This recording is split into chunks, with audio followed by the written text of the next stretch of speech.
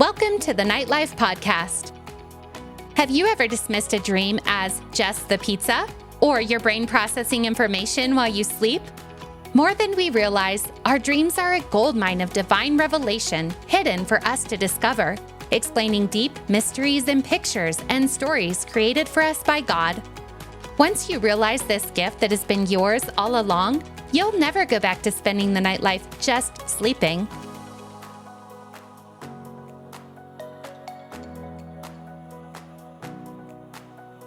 Hey, welcome to the last episode in Season 2. I have to say, so much has happened in the past week. I learned how to drive a skid steer, the Denver Nuggets were eliminated from the playoffs, and my favorite, Meghan Bailey came in for her first ever visit to Colorado. It was a quick trip, so we crammed in as much as possible. Long morning coffees, hiking, favorite food spots, and this last-minute interview right before rushing out to the airport. Have you ever known someone that you would want on your team in any battle? Well, Meghan is this person to me and many others. Anyone who knows her appreciates her contagious energy, joy, and how the power of God through her shifts atmospheres. Everything she puts her hand to is better because of her influence, and I'm so thankful for the gift of her friendship. Meghan leads a full life in Idaho with her husband, Scott, and their son, and also leads prophetic ministry at River House Church in Boise. She happens to be an amazing dream interpreter and my go-to whenever I need help interpreting my own dreams. To connect with Meghan's ministry, please visit her church's website, which I'll link in the show notes. So I've actually got Meghan Bailey here with me in the podcast room in my basement. Hi, Meghan. Hello. How are you? Good. Are you enjoying Colorado? Loving it. Yes. This podcast studio is legit, you guys. I love it. I'm so thankful. So Meghan is my go-to person who I call when I have a question about a dream. Tell us about your history with dreaming. She has a unique experience in that she had a pretty prolific dream life before she was even a believer, right? Yes. Tell us about that. Yeah, I would say that even my upbringing was marked by dreams, but specifically when I started really dabbling on the wild side of life before I knew Jesus, I dreamt a lot, and mainly in black and white. And a lot of my dreams, most of my dreams were headless people.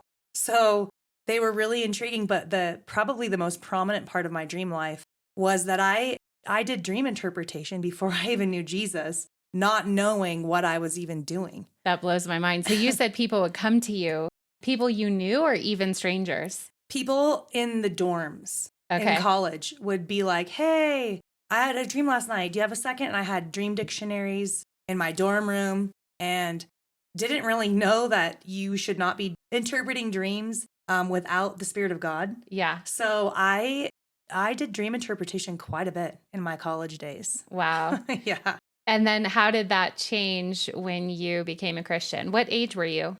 So I became a Christian when I was 24. And so it was a while. And then I went through this like dry spell where I didn't dream at all. My conversion experience was radical. And I felt like I lost part of even the way that I functioned when I stopped dreaming. And I stopped dreaming for a long time and didn't do dream interpretation, didn't even know dream interpretation was something that Christians did. Yeah. Until I really was introduced to the Spirit of God and was baptized in the Holy Spirit around other dreamers and hearing other people interpret dreams, even you interpreting dreams. And I was like, wow, this is something I used to do. Right. Lord, you could redeem this?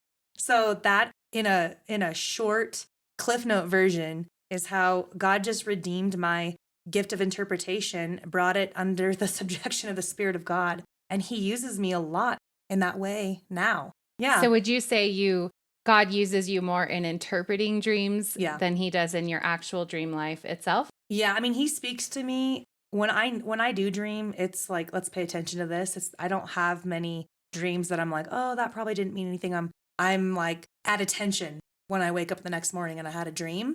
But mostly the Lord uses me in interpretation. And yeah, it's been a really beautiful experience, like growing in that grace. And one of the interesting things is I was in this early on when I was born again, I was really into, okay, So we broke the family curses, we broke the things in the lineage. But what did God put in my family that he inspired, that he wants, like the blessing of the family lineage? And he had spoken to me that my mom's side, that we're a family of dreamers. And I ended up reaching out to my cousins and my aunts. And I found out that all of them, including my own sister, which I knew about my sister, dreamt multiple times a night. And then I was like, well, Lord, I don't dream multiple times a night, or I don't remember my dreams multiple times a night. And he said, yeah, I've made you the interpreter. Wow. So even our family legacy is that we are dreamers. And I just think that's so special. So it's been really redemptive for me. I would say even the source of my dreams when I was younger were not great. And I was even probably afraid to dream at times because I just was afraid, they were probably more on the dark side. But now, kind of like you, where I'm like, these dreams are such a gift, Lord. Right. Thank you so much for speaking to me in this way. Right. So, yeah. About how often do you remember your dreams? I feel like I go in seasons where I will have pretty significant dreams multiple nights in a row. And then I'll go weeks, maybe even a month, and I won't remember a dream. So it feels like seasonal, where it will be just raining dreams profusely and then not. Right. So it's more like intermittent, but it's consistently intermittent. So I ask just about everyone on the podcast, what is the prominent category of dreams that you dream? You're one of the only people I know who dreams primarily for or about other people. Mm-hmm. So tell us about that. Yeah, I would say a lot of my dreams are either diagnostic about somebody else for intercession, like the Lord is revealing something he wants me to help pray through, out, against, for, all of those things. Right. And a lot of them are even like for our church. So I'll get even future stuff like this might be coming in a warning or in a good way. Right. Prepare yourself that way. But I most often dream about other people and I'm not in them. I'm just watching. So when you have a dream about another person, what's your process of discerning if you're just supposed to pray into that or if there's actually a word in that dream for the other person that you're supposed to deliver? I mean, that's where I've had to mature quite a bit, honestly, because I was the one where I'm like, well, this is God's revealing it to me. So of course I'm going to share it. And then a lot of the dreams, as the Lord trusted me more and more, got more vulnerable. So I didn't feel peace. So one of my big questions is, okay, Lord, you showed this to me. What do you want me to do with this? Yeah. So it's just an invitation to dialogue with God. And most of the time, I pray for a while until I know how to deliver it, if I deliver it, and when. So when I feel like those questions are answered, then I'll deliver a word. And sometimes, like there's one dream in particular, someone taught me to ask the Lord if what I saw was currently happening, or it was maybe this was more of a warning dream. And if what I asked the Lord, if what I saw was current, or if it's something that was maybe a plan or a scheme of the enemy that the Lord allowed me to see so that I could preemptively pray that they would not go through that. And one dream in particular I had 5 years ago, and I didn't know the couple very well. It's about a married couple. And I kind of was getting to know them, and I thought, this dream is not diagnostic to what they're going through right now. But once I realized, oh, this could be the Lord showing me a scheme of the enemy, then I just pray, and I still have never shared. And I feel like the dream is maybe more relevant now, 5 years later, but that dream has given me vision, direction. It's like a compass to how to pray and hit the bullseye, or at least circumvent the fiery darts of the enemy and pray. And God uses me a lot that way. So I'd say, depending on the nature of the dream, I usually will say, what do you want me to do with this? Yeah. You said you dream for your church, so obviously you can't share any specifics, but do you have any dreams you want to share that you've had for your church that have been impactful in direction or just the way you saw something?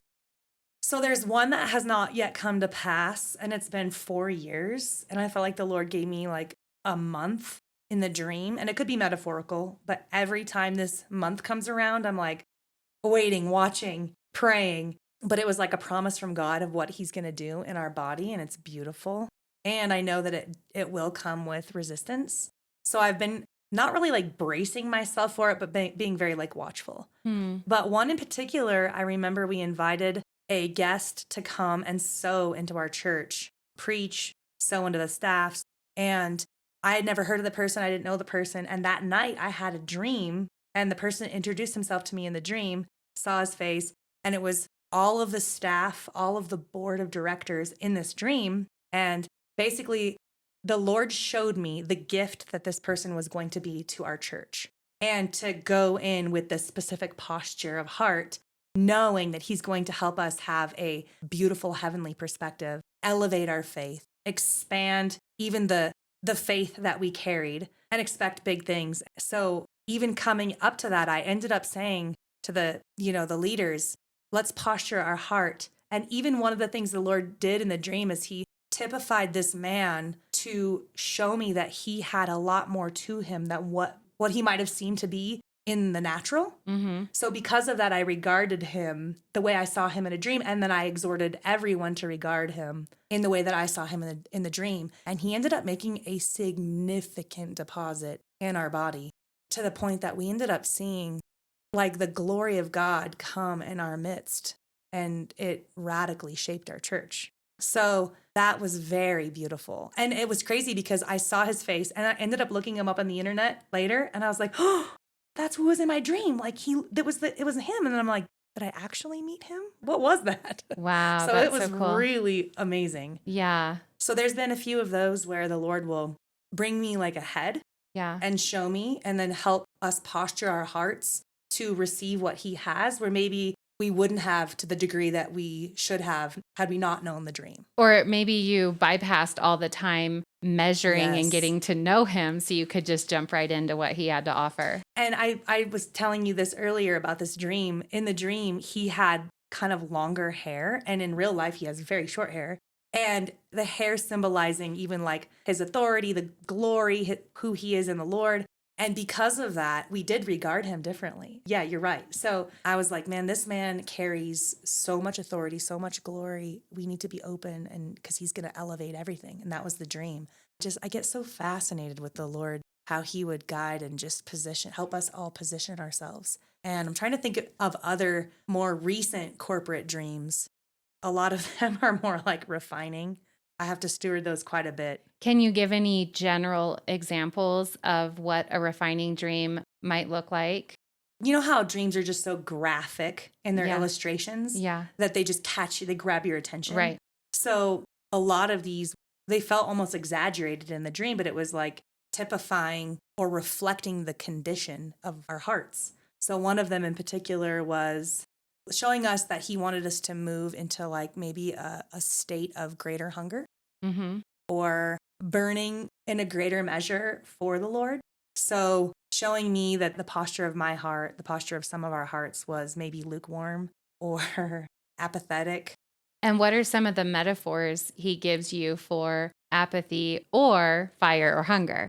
Yeah, like the church is like emaciated or asleep, Okay. when they should be alive, and there's like a lot of lively action and they're sleeping, or they don't have an appetite. So they'll be eating and it's like a vibrant food, and they're like, it's like bland. Yeah. Or And these are literally dreams you've had? yeah, Wow. one time the Lord just said, "You're lukewarm." Wow. Okay. I'm like, I don't need to interpret that. Okay, Lord. Yeah. I'll just get on my face and Yeah. start repenting. That's so interesting. I had a dream one time that a specific person was speaking, and I was in the very back with like a blanket and a pillow sleeping. Wow. And I didn't quite know what that meant. I knew that person didn't carry very much influence at Wow. that point in my life. But since then, they're like slowly growing to where when I hear this person, I'm leaning in more. I missed the interpretation initially as like a diagnosis. Right. That's And so big. Since it's only now looking back, I'm like, no, that's where I was at the time. But it was actually diagnosing something that wasn't Right. where I was supposed to be, or wasn't where I was actually going to land. So the sleeping in the back, I was like all the way in the back, asleep and disengaged. Totally. I was even thinking of a corporate dream Scott, my husband, had. And we were kind of in a pivotal time of life. And the Lord came to him in a dream. And it was something that's shaped like our intercession and our like cry for revival in our area. And how we were really at a crossroads. Like we felt transition, and the Lord gave us this dream and basically invited us to stay and partner with what he has to come. And that still fuels, I would say, like the groan of my heart in intercession Yeah. when I'm praying for the greater measures. And so it was like so inspiring. Yeah. You know, when you just get this promise from God in a dream, it just bypasses all of our constructs in our mind, and you just know it to be true Right. someday. Right. And those have been absolute gifts. Even though the reality is not yet present, you just live in that. He gave us that in a dream, and it's real. Right. It's weighty. It's so weighty. We were just saying that this morning, how a dream or a word from God changes everything. Like you're waiting on direction on something in the future, but in one moment that could change. In one moment, I could have what I need to see something I don't now see looking forward. That's it. I mean, that's how even my relationship with dreaming has not really been casual ever, even before I was born again. Yeah. Because he just speaks. He even spoke to me through dreams before I was born again. With the headless people? Maybe not so much those. But Tell me more. Oh man. You know what's so crazy is I didn't say this is once I got born again, I started dreaming in color. Wow. Isn't that crazy? I've heard that. And I had never heard that. And now since then I've heard that before. I heard that first from you, and then I've since heard it. And grayscale, not just black and white. It was like grayscale and black and white. But anyway, I thought that was so beautiful. But yeah, dreams are so significant. The Lord could just change everything with one dream. Right.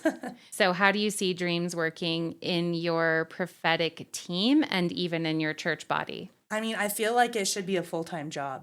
Stewarding dreams. This is one thing that just, I feel like the Lord's faithfulness is he's always speaking. And so our biggest challenge has been to create a flow of what to do with dreams. I don't want to be the bottleneck of the only person who dreams. So even a year ago, you and I did that interpretation class in hopes to train more people. Right. And we've grown in that. Like the Josephs have grown both as the dreamer and the dream interpreter. Yeah. But we handle dreams like prophetic words. We weigh them as if we've been given a prophetic word.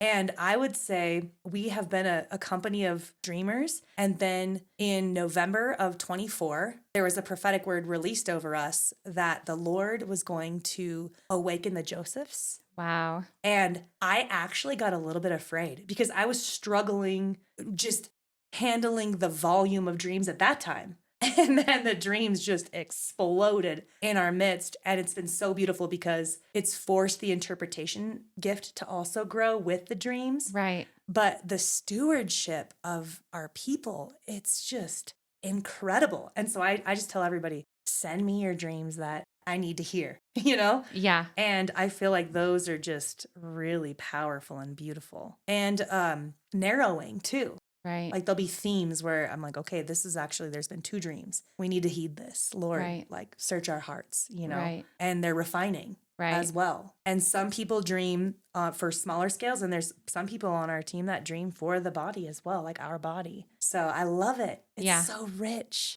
We've had a few of your dreamers on the podcast. Yes. And yeah, you have some pretty significant dreamers in your community. It's really special. It really is.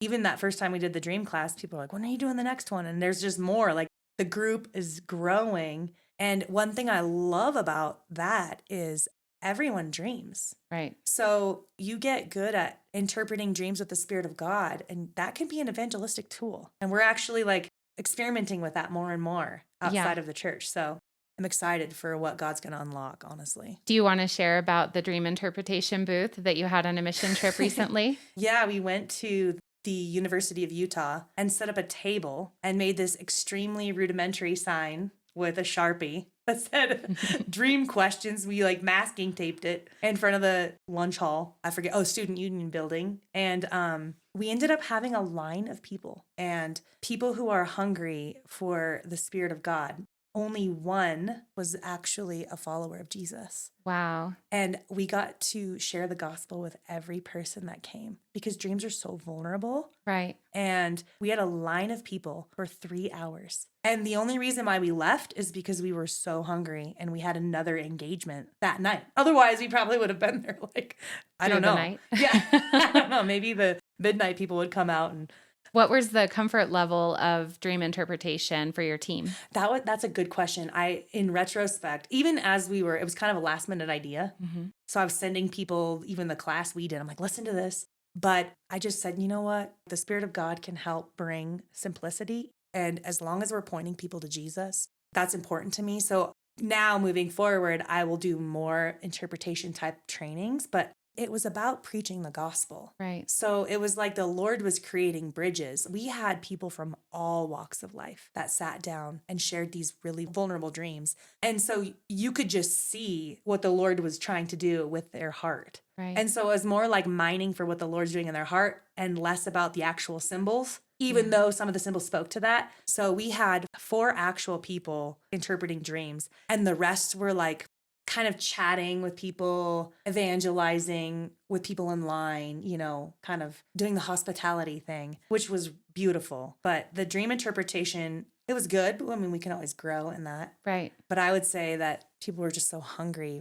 to know God and like, oh, you think God gave me that dream? I mean, my story is that I knew there was a dream giver. It's like I knew there was God because I was dreaming, and I knew there was a dream giver. I just didn't know him yet. So would you say most people that you encounter who are dreaming, who aren't believers, know there's a God because of their dream life, or they're just curious if there is, or is it just the nebulous spirit realm out there?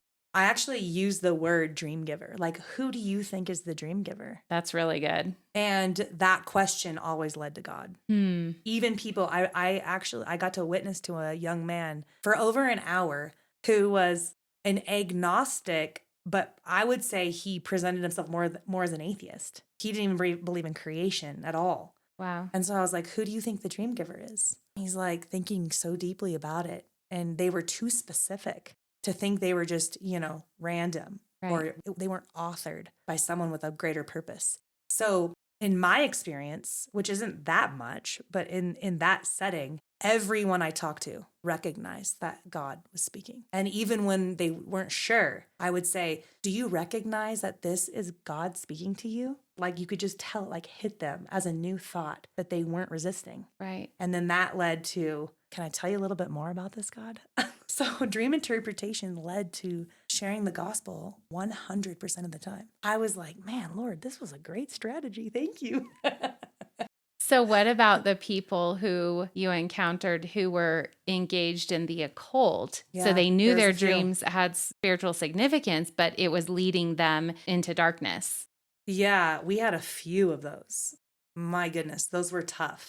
They acknowledged that God gave the dream, but they were like very interested in like the spirits who were not the Holy Spirit. Mm-hmm. So they were having encounters that their dreams would lead to these like other types of encounters that I would say were demonic encounters. And so I was mainly trying to bring context to who do you think authored those encounters? And was the source of those encounters life or death? That's a good question. And so being real delineating with those experiences, one person in particular was more open than the other. And the other person just said, I just frankly believe in a lot of spirits. And they were in the New Age movement in a church, Wow. not a Christian church. I will say an organization. And that was fascinating to me. And they weren't open at all to, I was saying there's a Holy Spirit and he's the author. He's the Spirit of Jesus. He's the Spirit sent from the Father who reveals Jesus. So anything that's revealing another spirit and inviting you into an encounter through dreams or outside of dreams is not from God. Right. So I was trying to even point to the fruit of those encounters, but they didn't deny that they were from God. They just didn't stop there, and they were opening themselves up to the entire spirit realm and thinking it was all good.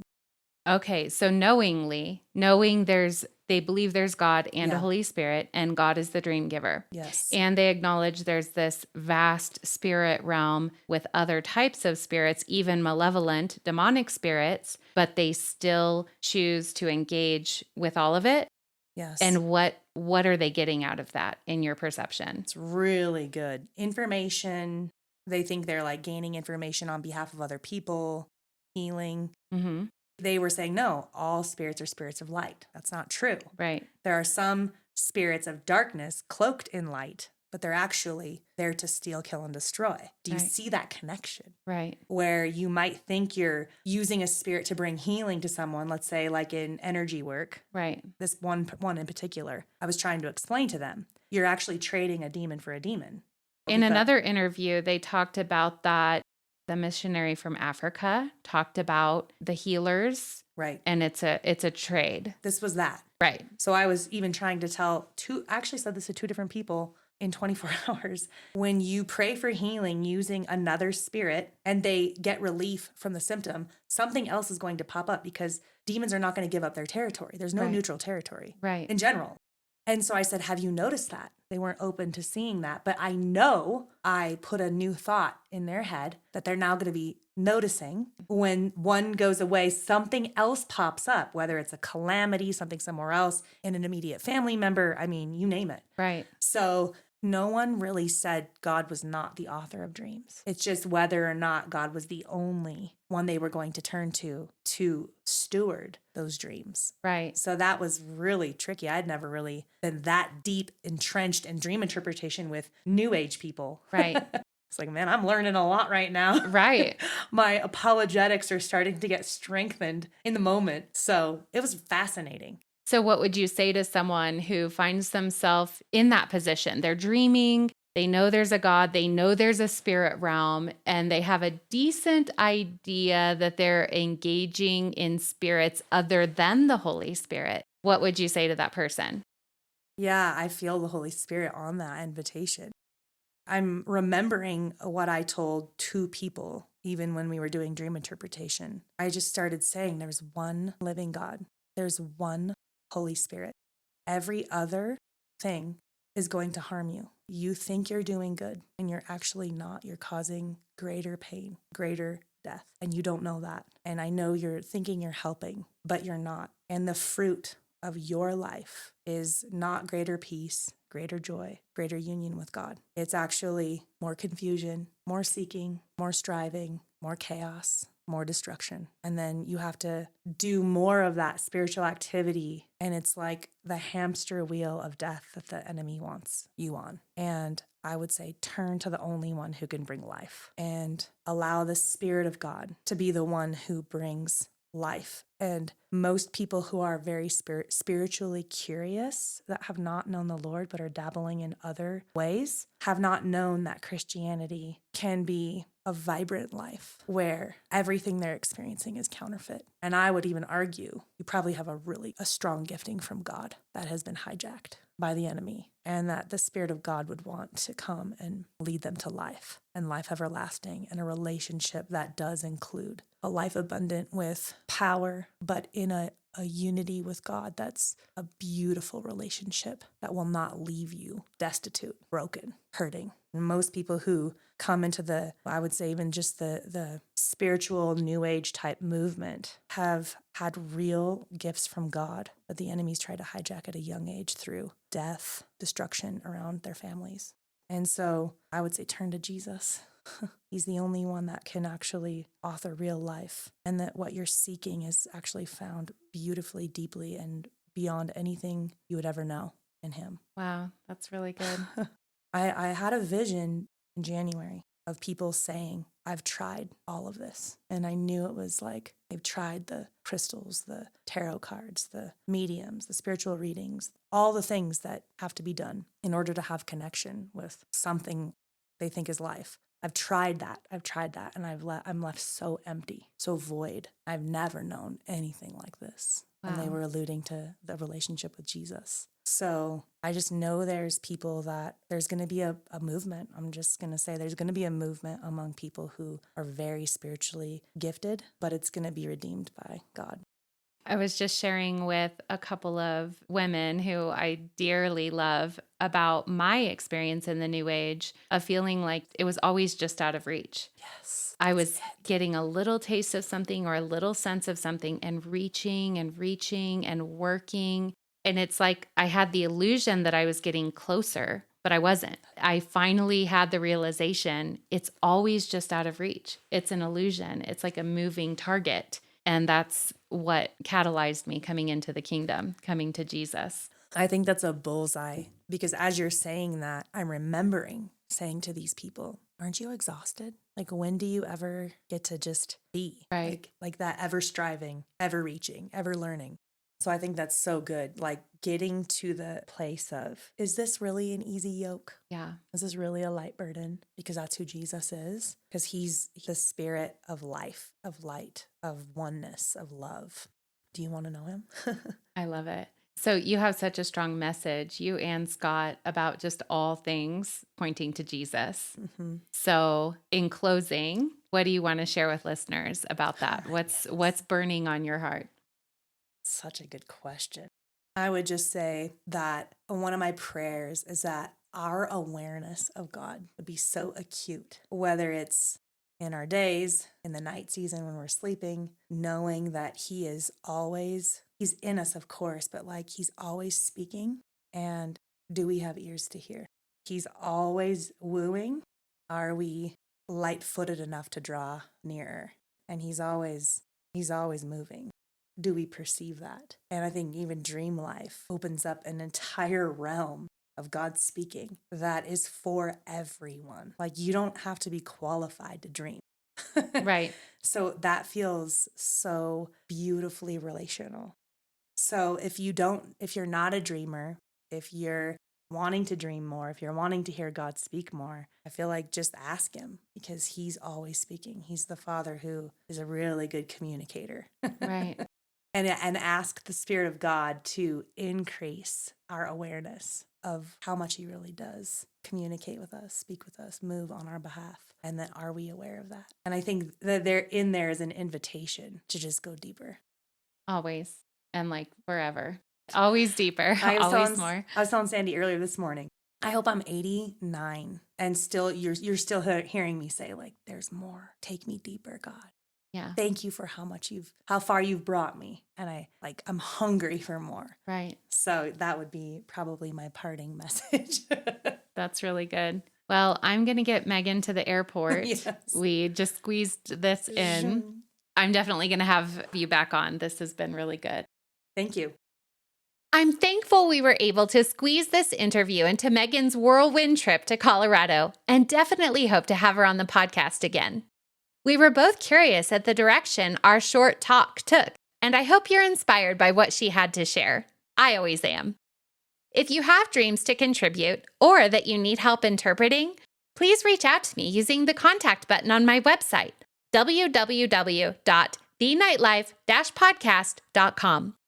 Also, let me know if you have recommendations for future episodes or if you'd like to contribute via audio, video, or interview. This wraps up season 2, and let me tell you, I've had so much fun engaging with other dreamers. I seem to be podcasting around my new job as an unpaid airport taxi these days, and I'm actually heading out again right now. I'll be launching season 3 soon, so stay tuned, and I hope this summer finds you dreaming more deeply than ever. Thanks so much for tuning in.